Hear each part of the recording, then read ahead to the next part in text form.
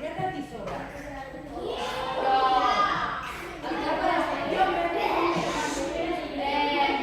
Veieu una posició? Ah, però tenim de botó més. Escolta, mira. Una persona es posarà aquí al damunt, a prop del començament de la cotxoneta, perquè bufant haurà de portar la pilota fins a l'àmbit. Bufant. Però els altres, la resta d'aquí, l'haurà d'aixecar a la força. Portar-la sobre aixecada mentre ella va bufant. Si porteu a la Clara aquí a dalt, la pobra, per molt que bufi, la pilota no es mourà. Per tant, no cal aixecar-la molt del terra. Heu d'aixecar un trosset. Vale? Tu has de bufar la pilota. Mireu, farem una prova. Preparades? Mireu com es fa. 1, 2 i 3. Estic bufant.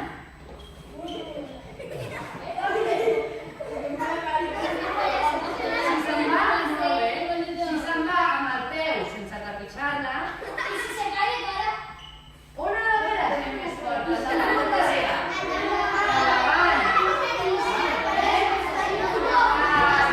Molt bé.